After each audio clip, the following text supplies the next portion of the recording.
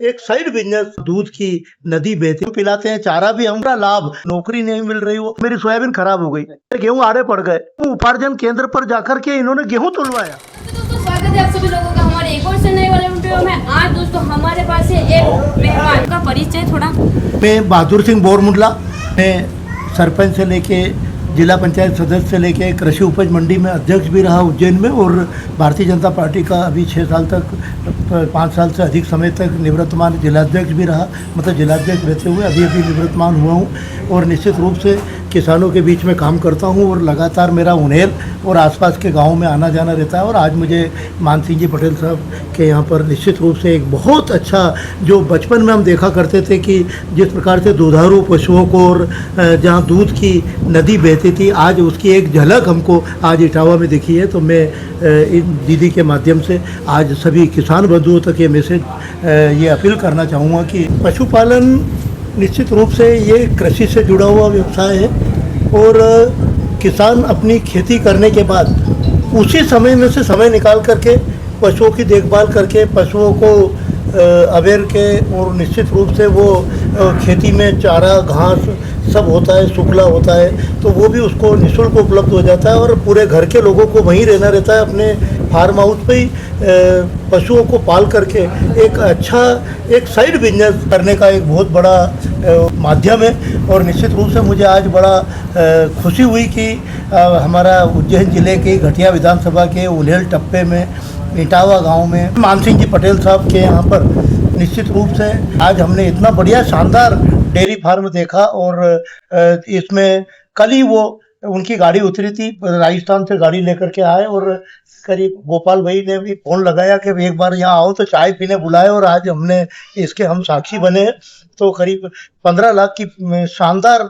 जो भैंसें हैं, जो 10 से 11 लीटर दूध देने वाली भैंसें भी उसमें सम्मिलित है। आज मैं सभी जिले के किसान बंधुओं से, चूंकि मैं कृषि उपज मंडी समिति में अध्यक्ष भी रहा, मैं जिला पंचायत सदस्य भी रहा, किसानों के बीच में काम करता हूँ, इसलिए मैं सभी किसानों से आग्रह करूँगा कि वो कोई साइड बिजनेस करना चाहें तो पहली प्राथमिकता निश्चित रूप से पशुओं को ला करके उनका दूध उत्पादन करें, और को बेचेंगे तो निश्चित रूप से एक मुनाफा होगा और हम खेती को लाभ का धंधा बनाएं। सब लोग इधर उधर कोई ऐसा व्यवसाय करने जाएं जो घाटे का सौदा बने, उसकी बजाय हमको हमारे घर में दुधारू पशु ला करके हमको दूध उत्पादन करना चाहिए, जिससे हम खेती को लाभ का धंधा बनाने में ये एक मील का पत्थर साबित हो। यही मैं आप सब लोगों से अपील करना चाहता हूँ। और आज आप सब लोगों को, मान सिंह जी साहब को, गोपाल भैया को, और बड़े भैया अर्जुन भैया को भी बहुत बहुत बधाई देता हूँ। और मैंने अभी पूछा, आपके मैनेजमेंट को लेके पूछा, जब हमने सारे पशुओं को देखा तो मैंने कहा इतनी भैंसों का दूध कौन निकालता है, तो कि हम घर के ही लोग निकालते हैं, और लगभग पानी भी हम पिलाते हैं, चारा भी हम खिलाते हैं, और दूध भी निकालते हैं, और निश्चित रूप से पूरा का पूरा लाभ हम इस घर में हम खेती के अंदर इस पूरे लाभ को धंधा बनाने में निश्चित रूप से हमने एक मजदूरों से जो काम कराना चाहिए वो काम भी हम घर में करते हैं। तो ये एक बहुत बड़ी साल है, एक हमारे लिए एक उदाहरण है, और ये सभी लोगों को इससे प्रेरणा लेना चाहिए। बहन है विद्या दीदी, जो लगातार सोशल मीडिया के माध्यम से लगातार कोई न कोई इवेंट निश्चित हम सब किसान बंधुओं को लिए, आम जन के लिए, मातृशक्ति के लिए लगातार किसी न किसी इवेंट के माध्यम से वो मैसेज देने का प्रयास करती है। मैं विद्या दीदी को भी कहूँगा, बहन को भी कहूँगा, हमारी भतीजी को भी कहूँगा कि वो भी इसको प्राथमिकता के साथ हमारी बहनों को, चूंकि ये तो हो गई बात पुरुषों की या किसानों की, लेकिन हमारी बहनें तो घर में ही रहती है। अगर हमारी बहनें चाहें तो 5-25 दुधारू पशु अगर पाल करके कोई बहन सेल्फ उसका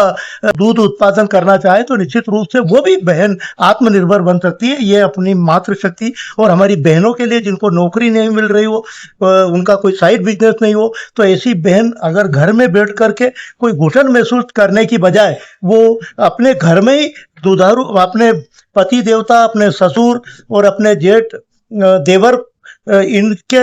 ऊपर आश्रित न रहते हुए वो स्वयं अपने पशु पाल करके वो उनका दूध उत्पादन करके वो आत्मनिर्भर बन के भी वो हमारी बहनों को एक मैसेज और आत्मनिर्भर बहनें बने, ऐसा निश्चित रूप से इन विद्या दीदी के माध्यम से मैं चाहूँगा कि वो सारी बहनों में एक क्रांति आए। और हमारे यशस्वी मुख्यमंत्री डॉक्टर मोहन यादव जी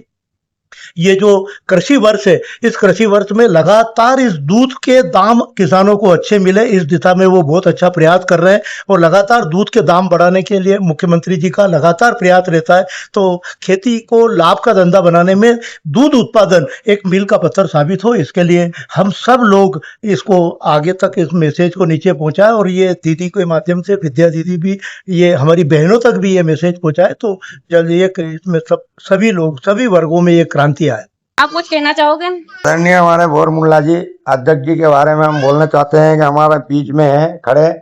बहुत हमने नेतागिरी करवाई, बाकी साथ में रह के ना हम कंधे से कंधे जोड़ के मिल के आगे बढ़े। इन्होंने अच्छी राय दी हमको, खेती के बारे में अच्छी राय देते हैं, पशुपालन के लिए अच्छी राय देते हैं। इनके लिए हम बहुत आभार व्यक्त करते हैं और भारतीय जनता पार्टी को भी आभार व्यक्त करते हैं कि ऐसा कार्य पूर्ण करे और किसान को सहयोग दे और दूध का भाव बढ़ाने की कोशिश करें। हम घाटे के सोते जा रहे हैं दूध में, पशु का भाव बहुत है, खल का भाव बहुत है, मजदूर के बहुत पैसे लगते हैं। इनके बावजूद अगर दूधारू का भाव बढ़ता रहेगा तो हम आगे बढ़ते रहेंगे और कंधे से कंधे मिला के हम इनके बहुत आभार व्यक्त करते हैं। मैं विद्या दीदी को ये कहूँगा और मान सिंह जी पटेल साहब जिनके छत्र छाया में आज हम यहाँ खड़े हुए हैं और जिनका ये डेयरी फार्म है, आपके माध्यम से मैं किसानों को भी ये मैसेज देना चाहूँगा और मान सिंह जी साहब से भी कहना चाहूँगा कि इस व्यवसाय को आप और विस्तार करें। और हमारे यशस्वी मुख्यमंत्री जी ने निश्चित रूप से इसमें 25 लाख पर के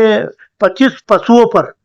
10 लाख की सब्सिडी देने का जो एक किसानों को जो एक तोहफा दिया है उन्होंने, तो आप उसका लाभ लेने के लिए भी लगातार आप आवेदन, जब भी इसमें लिंक खुले और ऑनलाइन आवेदन हो तो आवेदन भी करें। हमारे अमर सिंह जी पटेल साहब कृषि समिति के सभापति जी भी हैं साथ में, और आपके यहाँ जिला पंचायत सदस्य जिनको आपने बालू बंजारा जी बनाया, इनके माध्यम से आप लोग प्रयास करें तो शासन की उस योजना का भी हमको लाभ मिले। और आप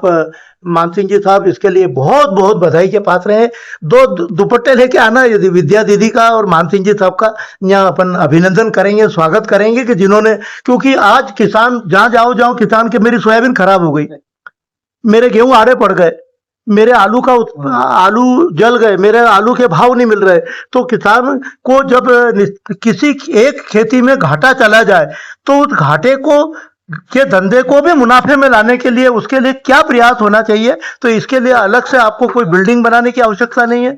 अलग से कोई कर्मचारी रखने की आवश्यकता नहीं है। हमारे जो नौकर रहते हैं, हमारे ट्रैक्टर के ड्राइवर रहते हैं, हमारे खेत में काम करने वाले जो मजदूर रहते हैं, उन्हीं के माध्यम से कुछ बचे हुए समय में हम उस समय निकाल करके दूध में सुबह शाम समय दे करके हम दूध उत्पादन करेंगे। और अगर उसका अच्छा लाभ लेंगे, शासन की योजना का लाभ लेंगे, तो इस खेती को घाटे से मुनाफे का धंधा बनाने में निश्चित रूप से हमें एक उदाहरण हमारा होगा। यही मेरी आप सब लोगों से अपील भी है। और आपके माध्यम से विद्या जी, हमारी जो भतीजी जो खड़ी है, इनका मुझे जानकारी आया, मुझे तो इतनी बड़ी खुशी हुई, मतलब कि अभी दशरथ सिंह जी बता रहे थे कि 4 महीने पहले गेहूं उपार्जन हो रहा था। उस गेहूं उपार्जन में रोहिणी की तपती, जिसमें 47 डिग्री तापमान था, उस 47 डिग्री के तापमान की गर्मी के अंदर विद्या जी यहाँ से ट्रैक्टर चला करके उनेल गेहूं उपार्जन केंद्र पर जाकर के इन्होंने गेहूं तुलवाया।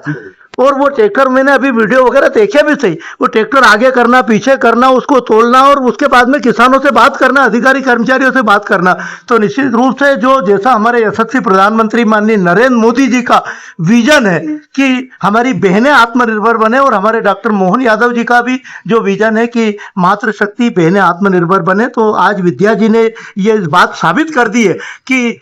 जो सरकार जो चाहती है उसमें उससे एक कदम आगे चल करके आपने जो प्रयास किया है। तो मैं आपके माध्यम से हमारी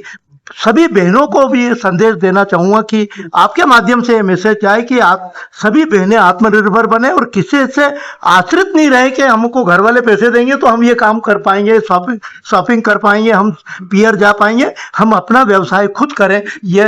एक बहुत बड़ी सौगात है। एक बार पुनः मान सिंह जी का बहुत बहुत अभिनंदन, स्वागत, बधाई। आ जाओ ना, बस आप बहुत बहुत मान सिंह। इनका बड़ी दीदी, इनका नाम शिवानी।